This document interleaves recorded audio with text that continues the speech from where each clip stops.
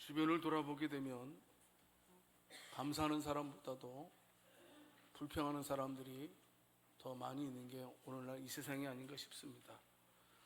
하지만 예수 믿는 사람들은 어떻습니까? 예수 믿는 사람들은 바로 감사로 살아가는 사람이 바로 예수 믿는 사람입니다. 오늘 저희는 시편 100편을 읽었습니다. 이 100편의 말씀은 우리가 어떻게 하나님께 기쁨과 감사로 예배를 드릴 수 있는지에 대해서 말씀해 주고 있는 내용입니다. 오늘 말씀을 통해서 저와 여러분들이 드려지는 예배가 새로워지고 참으로 하나님을 만나는 귀한 예배의 시간 될 수 있기를 살아계신 주님의 이름으로 축원합니다. 예배는 우리 삶에서 가장 귀한 순간입니다. 예배는 단순하게 우리가 의무감에 의해서 드려서는 안 됩니다. 예배는 살아계신 하나님 만나는 시간이고요, 선하시고 인자하시고 성실하신 하나님 앞에서 감사와 찬양을 올리는 것이 바로 예배입니다. 오늘 시편 100편의 말씀은 어떤 면에서 공식적인 찬양 감사시입니다. 이스라엘 백성들이 예루살렘 성에 오를 때에 부른 감사 찬양시라는 말씀입니다. 이 말씀을 통해서 하나님께서 우리들에게 주시고자 하시는 것은 뭐냐 하면, 너희가 예배를 통해서 기쁨과 그리고 감사와 그리고 찬양을 회복하라 하는 의미에서 예배의 자리로 우리를 초청해 주고 있는 것입니다. 자, 그러면 성도 여러분, 오늘 말씀을 통해서 저와 여러분들이 예배가 새로워지기를 원하는데요, 첫 번째로 예배는 하나님께 기쁨으로 나아가는 것입니다. 오늘 읽은 본문 1절 말씀을 보게 되면 온 땅이여 즐거운 찬송을 부르라 라고 1절 말씀에서 말씀해 주고 있습니다. 여기서 즐거운 찬송이라는 말은 전쟁에서 승리하고 돌아온 왕을 맞이할 때의 함성소리입니다. 여러분, 왕이 나가서 승리하고 돌아갈 때 백성들이 일렬로 서서 이제 환호성을 고함을 치지 않겠습니까? 바로 그것처럼 너희가 즐거운 찬송을 불러라, 이렇게 말씀을 하고 있는 것입니다. 오늘 2절 말씀에서는 뭐라고 말씀하고 있습니까? 기쁨으로 섬겨라, 기쁨으로 섬겨라 라고 말씀을 해주고 있습니다. 이 말씀은 우리가 억지나 의무감이 아니라 마음 가장 깊은 곳에서 우러나는 사랑과 감사로 하나님을 섬겨라, 그런 의미의 말씀입니다. 성도 여러분, 예배는 기뻐야 됩니다. 예배는 슬퍼서는 안 됩니다. 여러분, 우리가 믿는 하나님은요, 경배의 대상이기도 하시지만 기쁨의 대상인 줄도 믿으시기를 바랍니다. 이것을 우리가 꼭 명심을 해야 되겠죠. 사무엘하 6장에 보게 되면 다윗이 법궤를 맞이하는 장면이 기록되어져 있습니다. 얼마나 기뻤는지 모릅니다. 하지만 초반에는 법궤를 옮기는 규례를 잘 알지 못했습니다. 어깨에 메고 법궤를 운반해야 되는데 수레에 얹어서 이제 법궤를 옮기는 과정에서 우사가 죽임을 당하게 됩니다. 우사의 죽음을 통해서 다윗이 하나님의 거룩함을 다시 한번 깨닫고 어떻습니까? 사무엘하 6장 13절 말씀을 통해서 보게 되면 규례에 의해서 6걸음을 갈 때마다 하나님께 제사를 드렸다 라고 말씀을 해주고 있습니다. 사무엘하 6장 14절 말씀을 보게 되면요, 다윗은 법궤가 올 때에 어떻습니까? 왕의 옷을 벗고 에봇만 입고 춤추며 하나님께 예배드렸다라는 말씀이 기록되어져 있습니다. 여기 에봇은 뭐냐면 쉽게 말씀드리면 이렇게 앞뒤에 이어지는 조끼, 가운데 구멍 뚫어지는 그런 조끼라고 생각하면 됩니다. 대제사장이 제사를 집례할 때 오는 옷입니다. 여러분, 그런데 어떤 면에서 이와 같은 이 에봇만 입고 춤추면서 기뻐하는 다윗의 모습은 어떤 면에서 체면을 완전히 내려놓는 모습입니다. 왕이라는 지위, 사람들의 시선도 있지 않겠습니까? 세상의 영광을 다 내려놓고 오직 다윗이 하나님 앞에서 어린아이처럼 춤추면서 기뻐하는 모습이었습니다. 여러분, 그런데요, 다윗이 에봇만 입고 춤추는 모습을 보고 다윗의 아내 미갈이 그런 다윗을 보고 멸시를 하게 됩니다. 참 체면을 구겼다, 이겁니다. 백성들 앞에서 에봇만 입고 춤추는 다윗의 모습을 보고 그 백성들에게 그 다윗을 상당히 부끄럽게 생각한 아내 미갈이었습니다. 여러분, 그런데요, 사무엘하 6장 21절 22절 말씀을 통해서 보게 되면 다윗은 이렇게 고백합니다. 내가 하나님 앞에서라면 나를 아무리 낮추어도 나는 절대로 never 부끄럽지 않다. 나는 창피하지 않는, 내가 하나님 앞에서 춤추고 기뻐하는 것이 나는 하나도 요만큼도 부끄럽지 않다. 여러분, 예배는 마치 하나님 앞에서 내 체면과 내 자존심을 내려놓고 몸과 마음을 다해서 기뻐하면서 하나님을 높이는 것이 예배인 줄을 믿으시기를 바랍니다. 성도 여러분, 우리는 예배 때나 일상에서 감사하는 마음은 가지고 있더라고요. 그런데 성도 여러분, 우리가 마음에만 감사하면 안 됩니다. 우리는 오늘 말씀을 통해서 실제적으로 큰 소리로 하나님께 감사합니다 라고 함성을 불러야 한다는 사실입니다. 이것이 예배라는 겁니다.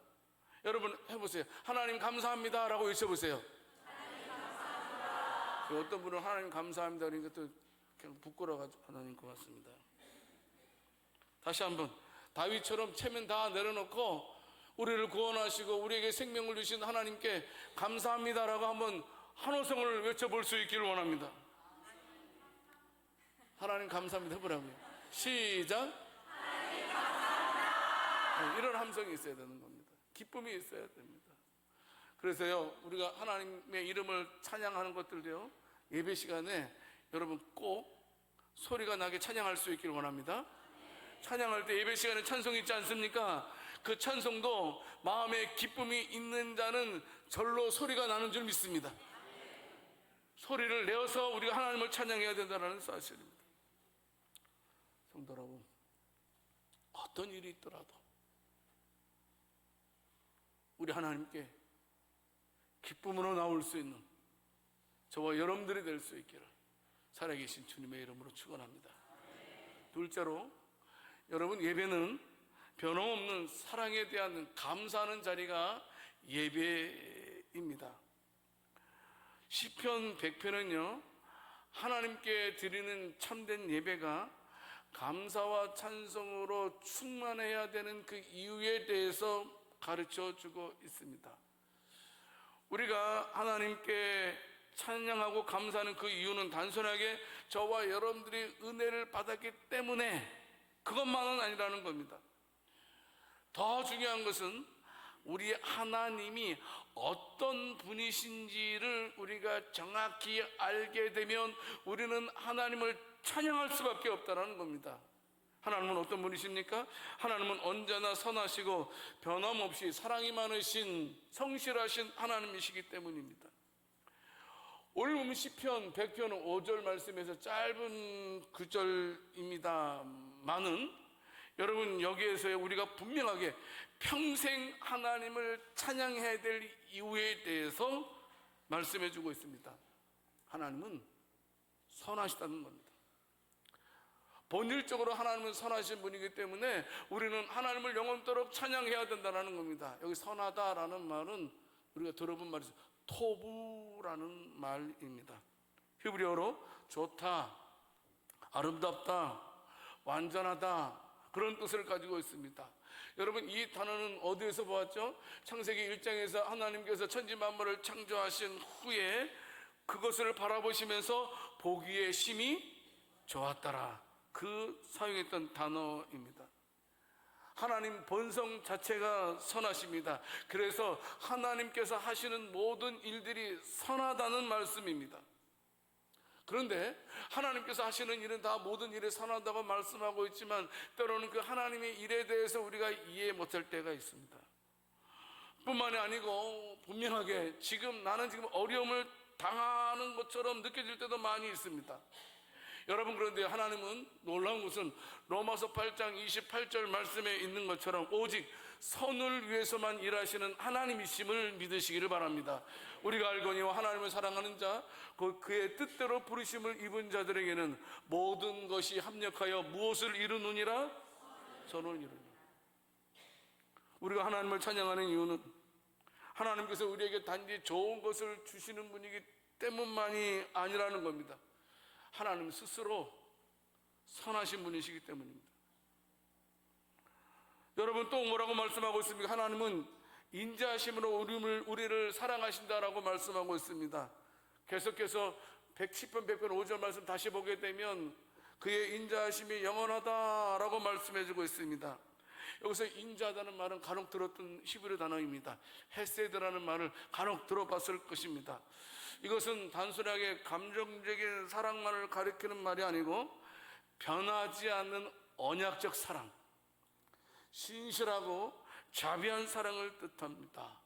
그래서 성경에서 말하는 인자하심, 헤세드라는 말은 자기 백성을 끝까지 포기하지 않는 사랑, 은혜로 용서하고 품으시는 사랑, 절대로 변하지 않는 신실한 사랑을 말할 때 말하는 단어가 바로 헤세드라는 단어입니다. 이스라엘이 하나님 앞에 끊임없이 범죄했습니다. 이스라엘의 역사를 통해서 보게 되면 이스라엘 백성들이 하나님께 얼마나 노골적으로 범죄했는지는 우리는 잘 알고 있습니다. 여러분, 그런 놀라운 것은 분명히 범죄한 그들에 대해서 하나님께서 징계는 하셨지만 그들을 완전히 버리지 아니하셨다는 겁니다. 왜냐하면 그분의 인자하심은 영원하시기 때문입니다. 그분의 인자하심은 조건적이지 않습니다. 기브 앤 테이크가 아닙니다. 시간에 따라 변하지 않습니다.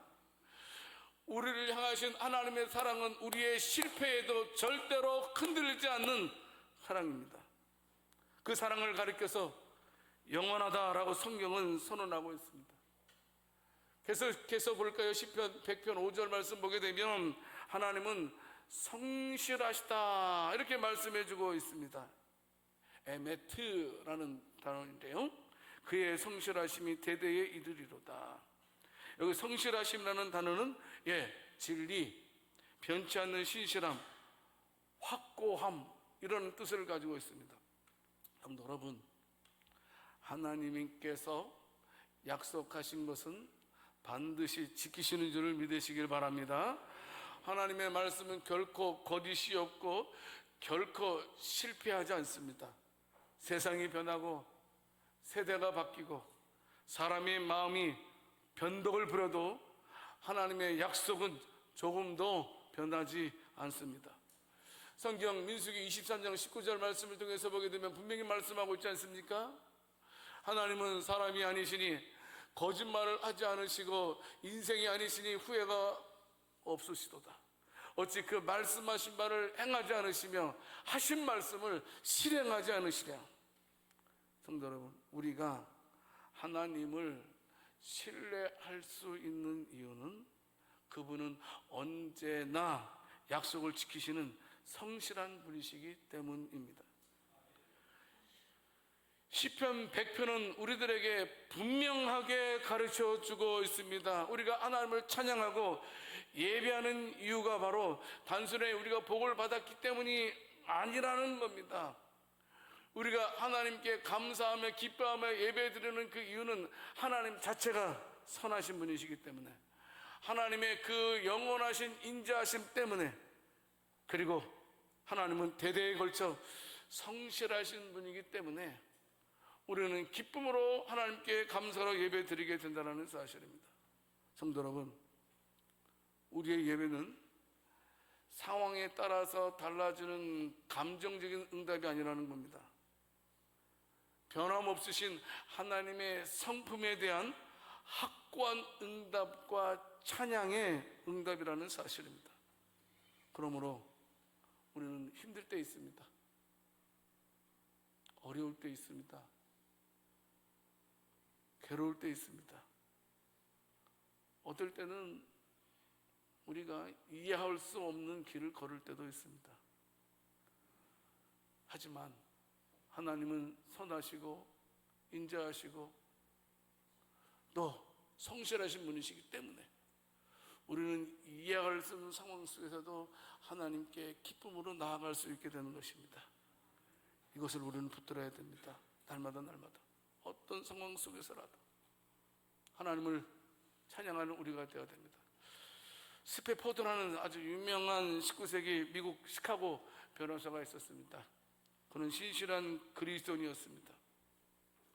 그는 상당히 부유했고 그리고 또 교회에서도 아주 헌신적인 사람이었습니다. 하지만 그의 삶에는 예상치 못한 연속된 비극을 맞이하게 됩니다. 1871년에 시카고에 대화재가 일어나서 그가 막대한 재산을 한순간에 다 잃어버리게 되었습니다. 그의 사업체와 투자 건물들이 모두 불타버렸습니다. 경제적인 손실이 하지만 그는 그 와중에서도 믿음은 잃지 않았습니다. 그리고 2년이 지난 다음에 이 스태포드는 지쳐있는 가족들을 위로하기 위해서 가정여행을 유럽으로 가기로 계획했습니다. 그는 급한 일이 생겨서 아내와 자녀, 딸 4명을 먼저 유럽으로 보내게 됩니다. 그런데 대서양을 건너는 중 그들이 탄 배가 다른 배와 충돌을 하게 됩니다. 불과 12분 만에 그 배가 침몰하게 됩니다. 아내와 4명의 딸 가운데 아나만 겨우 생명을 건졌고 4명의 딸들은 모두가 차가운 바닷가에 잠겨 목숨을 잃어버리게 되었습니다. 며칠이 지난 다음에 영국에 도착한 그의 아내가 남편에게 전보를 보냈습니다. 혼자 살아남았습니다. 그 끔찍한 소식을 들은 스태포드는 즉시 배를 타고 아이들이 건너갔던 대서양을 똑같이 건너게 되었습니다. 대서양 한가운데 딸들이 생명을 잃은 그 바다 위에 지나갈 때 그는 배 안에서 하나님께 기도하면서 찬송시를 적기 시작했습니다. 한가운데 딸들이 죽은 그 대서양을 지나는 그 가운데에 그는 하나님을 향해서 기도하면서 찬송시를 올리는데 그 찬송시가 무엇이냐면 우리가 잘 알고 있는 413장입니다. 413장 우리 같이 한번 찬송하겠습니다. 이분이 그런 상황 속에서 작시한 곡입니다. 내 평생에 가는 길 순탄하여 늘 잔잔한 강 같은지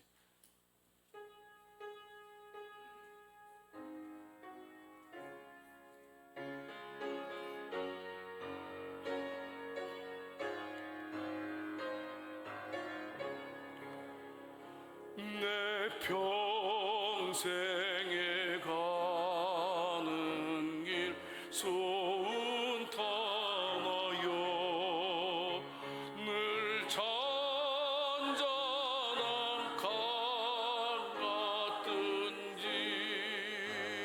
큰 풍파로 무섭고 어렵든지 나의 영혼은 늘 편안하여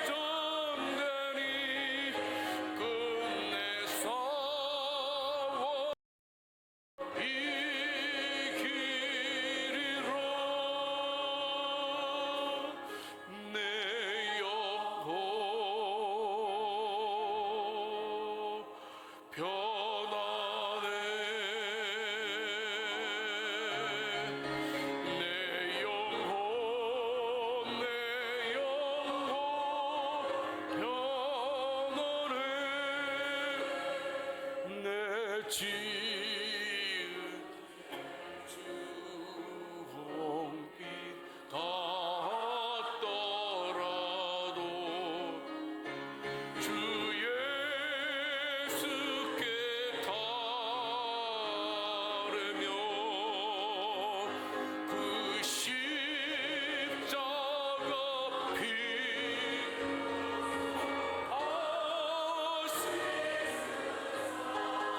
있는 복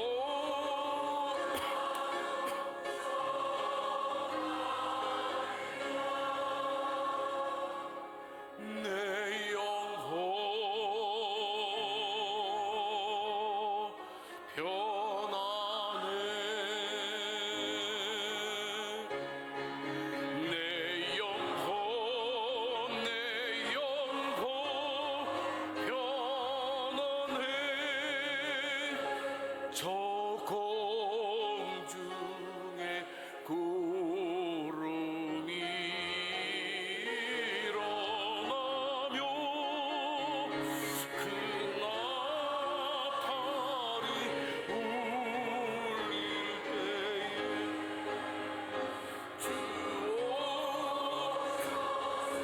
세상 심판에도 나의 영혼은 없으리 내 영혼 편안해 내 영혼 편안해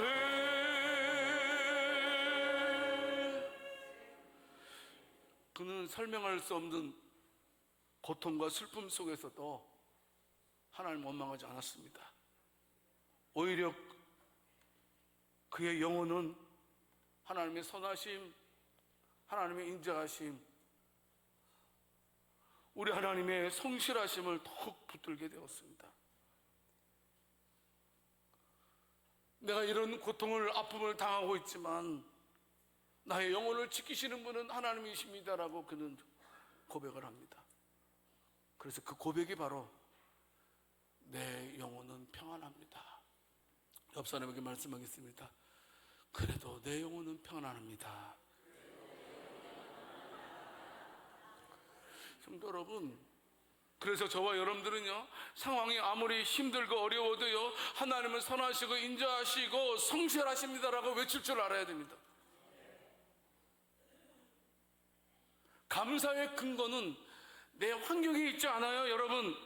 감사의 근거는 분명히 성경은 우리들에게 어떻게 말씀하고 있냐 하면 변함없는 하나님의 성품에 두고 있음을 믿으시기 바랍니다.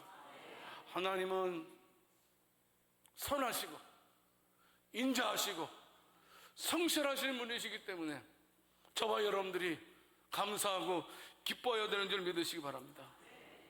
지난날에 베풀어 주셨던 하나님의 은혜를 돌아보면서 앞으로도 신실하게 인도하실 하나님의 은혜를 기대하면서 미리 감사할 수 있는 저와 여러분들이 될 수 있기를 원합니다. 꼭 붙들어야 됩니다. 이 세상은요, 내가 이해할 수 있는 것만이 있는 것 아닙니다. 내가 이해할 수 없는 일들이 내 주변에서, 내 삶에서 얼마나 많이 일어나는지 모릅니다. 그런 고난 속에서도 우리 성도들은 하나님의 선하심과 하나님의 인자하심과 우리 하나님의 신실하심을, 진실하심을 믿는, 성실하심을 믿는 모든 성도들이 다 될 수 있기를 살아계신 주님의 이름으로 축원합니다. 한 가지만 더 말씀드리겠습니다. 세 번째, 예배는 하나님의 사랑받는 백성으로 살아가는 것입니다. 시편 100편 3절 말씀을 통해서 보게 되면 우리가 왜 하나님께 예배를 드려야 되는지에 대해서 명확히 이유를 밝히고 있습니다. 말씀드렸지만 우리가 하나님으로부터 복을 받았기 때문이 아닙니다. 우리가 하나님께 예배 드리는 이유는 저와 여러분들이 하나님께 속한 존재들이기 때문입니다. 그래서 시편 100편 3절 말씀에서 이렇게 말씀하고 있습니다. 우리 하나님인 줄 너희는 알지어다. 여기서 알라라고 말씀한 것은 단순한 지식의 동의가 아닙니다. 여기서 말하는 알다라는 단어는 경험적이고 인격적으로 깊이 안다라는 말씀입니다. 여러분, 하나님이 저와 여러분들의 하나님이시다라는 사실을 머리로만 아는 것이 아니고 삶과 믿음으로 인정하고 고백할 수 있기를 원합니다. 하나님은 단순한 초월자가 아니십니다. 우리 하나님은 나의 하나님, 나의 아버지이심을 믿으시기 바랍니다. 이게 신앙입니다. 본문은 계속해서 이렇게 말씀하고 있습니다. 그는 우리를 지으신 이시요 우리는 그의 것이다 라고 말씀해 주고 있습니다. 여러분, 우리는 스스로 존재하는 자들이 아닙니다. 하나님께서 저와 여러분들을 지으신 작품이고 그분의 소유입니다. 하나님께서 창세기 2장에서 사람을 흙으로 빚으시고 그 코에 생기를 불어넣어 생명이 되게 하신 것 우리는 알고 있습니다. 우리의 생명은 하나님의 손에서 나왔습니다. 그러므로 우리는 하나님의 것입니다. 사도 바울도 성경 고린도전서 6장 19절 20절 말씀에서 분명히 말씀하고 있습니다. 너희는 너희 자신의 것이 아니라 값으로 산 것이 되었으니 그래서 너희 몸으로 하나님께 영광을 돌리라 라고 말씀해 주고 있습니다. 다시 볼까요? 시편 100편 3절 말씀을 보게 되면 마지막 부분을 보게 되면 그의 백성이여 그의 기르시는 양이로다 라고 말씀해 주고 있습니다.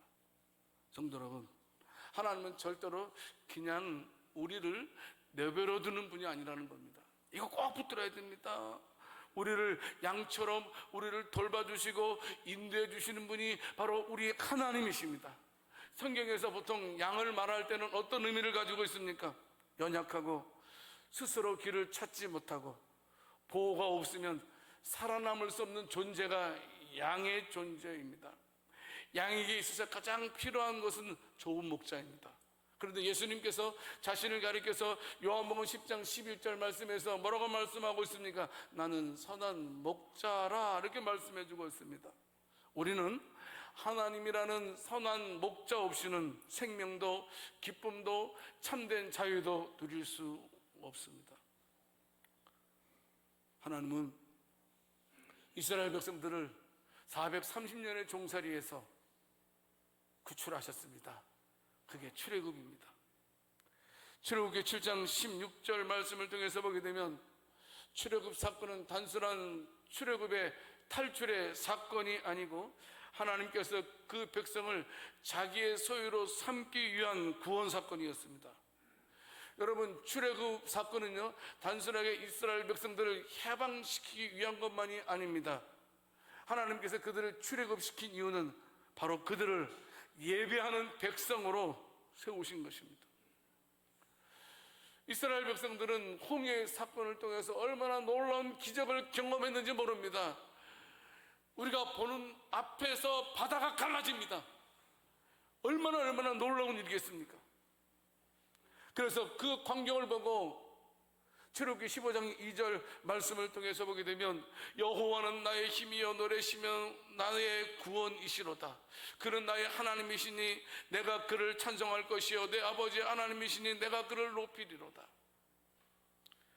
그들은 승리의 환호를 보냈고 하나님의 은혜에 대해서 자발적으로 감사와 찬양을 하고 있는 모습이 출애굽기 15장의 내용입니다. 여러분, 그런데 어떻습니까? 그들이 이제 출애굽을 한 다음에 홍해를 건넌 다음에 광야길에 들어섰을 때에 그들의 삶은 녹록지 않았습니다. 물이 부족해지기 시작했습니다. 양식이 떨어지기 시작했습니다. 여러분, 그때 그들은 창세기 15장의 놀라운 기적을 목격했음에도 불구하고 창세기 16장 3절 말씀을 통해서 보게 되면 하나님을 신뢰하기보다는 불평을 했던 그들의 모습을 볼 수가 있습니다. 하지만 어떻습니까? 하나님께서는 그렇게 불평을 안고 있는 이스라엘 백성들을 향해서 그들의 필요를 채워주시게 됩니다. 만나를 내려주시고 메추라기를 보내주시고 반석을 쳐서 물이 나오게도 해주셨습니다. 낮에는 구름 기둥으로 뜨거움을 가려주셨고 밤에는 불 기둥으로 차가움을 보호해 주셨습니다. 친히 인도해 주셨습니다. 여러분, 그런데요, 놀라운 것은 그토록 하나님께서 계속해서 이스라엘 백성들을 보호해 주셨음에도 불구하고 이스라엘 백성들은 끊임없이 계속해서 불평만 하고 있습니다. 하나님께서 그때마다 기적을 베풀어 주셨음에도 불구하고 그들은 하나님을 믿지 않고 자기 눈앞에 보이는 문제만을 문제 삼고 하나님께 불평했던 것입니다. 결국 민수기 14장의 가나안 땅 정탐은 어떻습니까? 10명의 정탐꾼이 부정적인 보고를 하지 않습니까? 그 보고를 들은 백성들이 민수기 14장 2절 말씀에서 이렇게 말합니다. 우리가 애굽 땅에서 죽었거나 이 광야에서 죽었으면 더라는 말이 들어가서 더 좋았을 것을. 하나님께서는 이스라엘 백성들이 불평하는 것을 보시고 광야에서 40년 동안 방황하게 하셨습니다. 결국은 어떻습니까? 매일매일 그토록 은혜를 매일 공급받음에도 불구하고 감사하지 않고 기뻐하지 않고 불평만 했던 믿음 없는 1세대들은 다 여러분 가나안 땅에 들어가지 못했습니다. 오직 두 사람 여호수아와 갈렙만 가나안 땅에 들어갔던 걸 우리는 알고 있습니다. 분명한 것은 감사할 때는 승리하지만 불평할 때는 패배했음을 기억해야 됩니다. 성도 여러분, 자, 그럼 오늘 말씀 뭘 말씀하고 있는 겁니까?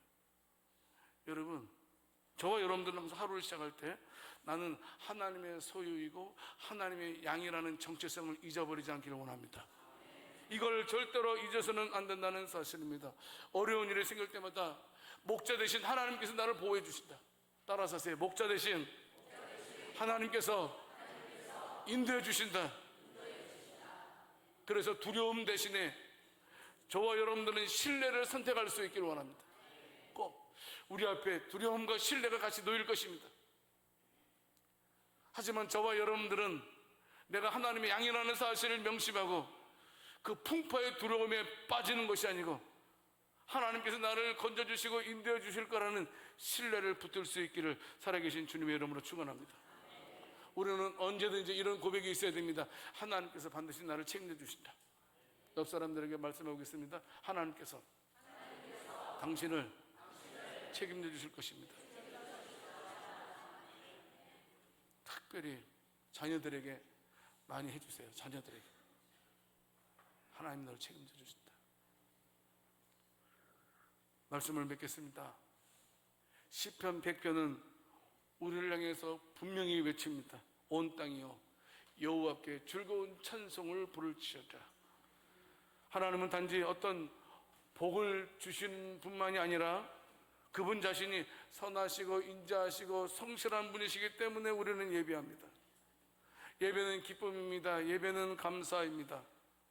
예배는 어떤 면에서 우리가 하나님의 백성으로서 우리의 신분을 고백하는 것과 같습니다. 나는 양입니다. 당신은 나의 목자이십니다. 삶이 아무리 힘들어도 환경이 아무리 불확실해도 하나님의 선하심은 변하지 않습니다. 그분의 사랑은 우리를 영원토록 붙드실 것입니다. 특별히 그분의 성실하심은 대대에 이르도록 우리에게 말씀의 성취를 허락해 주실 것입니다. 성도 여러분, 우리는 이제부터라도 예배를 우리가 습관적으로 들어서는 안 됩니다. 예배를 나올 때마다 우리는 기쁨으로 나올 수 있기를 원합니다. 감사함으로 하나님께 나오기를 소망하는 저와 여러분들이 되었으면 좋겠습니다.